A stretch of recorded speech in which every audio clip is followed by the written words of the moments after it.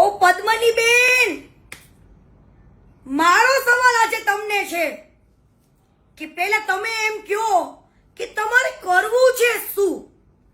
કેમ કે આજે ક્ષત્રિય સમાજના 92 સંકલન સમિતિએ તમને ખુલ્લેઆમ સપોર્ટ કર્યો, મહાસંમેલન કર્યું, છતાં પણ તમને 92 સંકલન સમિતિ પરથી આજે ભરોસો ઉડી ગયો અને તમારા મનમાં ઘણા બધા વિચારો આવી ગયા કે આ લોકો આમ કરી દીધું, ભળી ગયા, મને એકલી મૂકી દીધી. તો બેન, પેલા તમારે શું કરવું છે ને વિચારી લ્યો.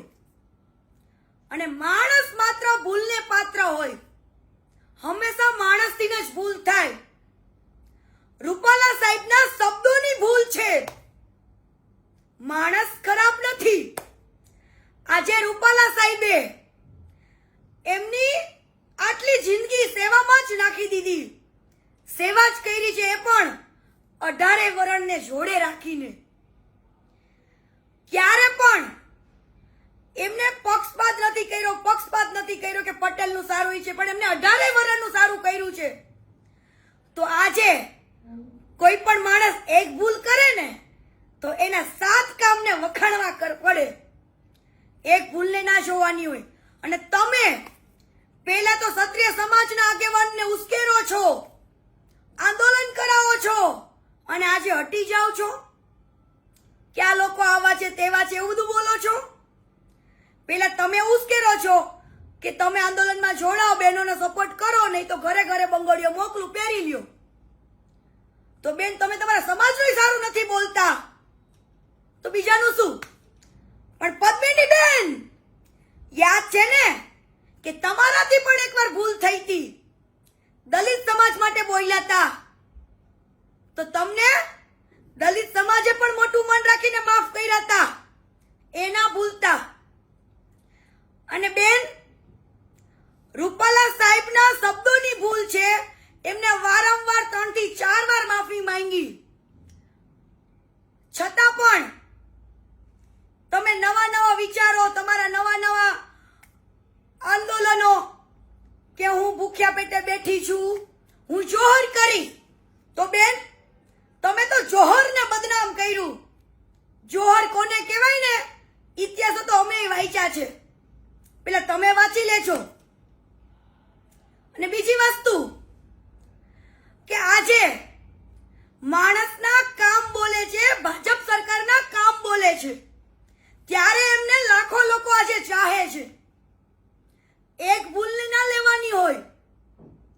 અને મારી પાસે એક વિડીયોનું પ્રૂફ છે, એની અંદર એવું બોલે છે કે અમે આલુ મવાલીની દીકરીઓ નથી, અમે આલુ મવાલીની બાયડીઓ નથી. તો શું બીજા બધા સમાજના આલુ મવાલી છે? તો તમે તમારી જીભ ઉપર કંટ્રોલ રાખો અને પછી બોલો. આજે ક્ષત્રિય સમાજે આટલું બધું હેલ્પ કરવાથી તમે એમને શું આપ્યું?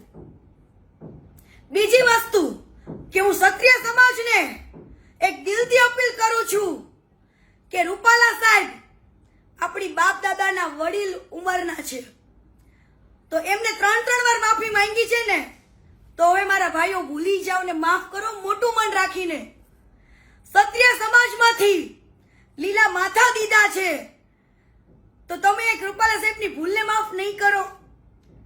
આજે હું એક પટેલ સમાજની દીકરી થઈને એક અપીલ કરું છું કે એમને મોટું મન રાખીને માફ કરી દો.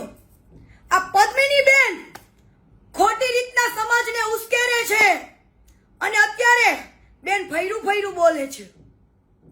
એટલે બેનને પૂછો કે તમારે શું કરવું છે? ચૂંટણી લડવી છે? તમને સ્ટેજ ઉપર ઓછું બોલવાનો સમય આપ્યો તોય ખોટું લાગ્યું. ત્યારે તમે એવા રેકોર્ડિંગ બહાર પાડો છો કે આજે આ ગાંધીનગર બધા મળવા ગયા તો બધા ભળી ગયા, આમ થઈ ગયું, તેમ થઈ ગયું. તમને તમારા સમાજ ઉપર ભરોસો નથી. બીજી વસ્તુ, તમે એમ બોલો છો કે સાફા બાંધીને આ લોકો આટા મારે છે, ભાકા ફોજદારી કરે છે. કેમ? તમારા ભાઈઓ ઉપર તમને ભરોસો નથી.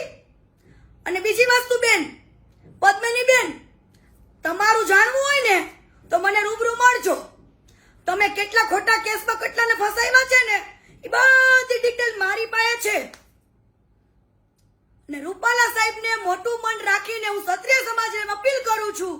કે એમને માફ કરી દો, મોટું મન રાખીને, અને સાથ આપો, સહકાર આપો. એ આપણા બાપ દાદાની ઉંમરના એક વડીલ છે. અત્યારે સાથની જરૂર છે. અને આ વ્યક્તિ લોકોને ઉશ્કેરે છે, ખોટી રીતના અવળા રસ્તે લઈ જાય છે. પટેલ સમાજને, ક્ષત્રિય સમાજને ઝઘડા કરાય એવું કરે છે. પણ ભાઈઓ, આપણે એવું નથી કરવું. જોડે મળીને સાથ આપીએ અને મોટું મન રાખીને માફ કરી દો મારા ભાઈઓ. જય માતાજી.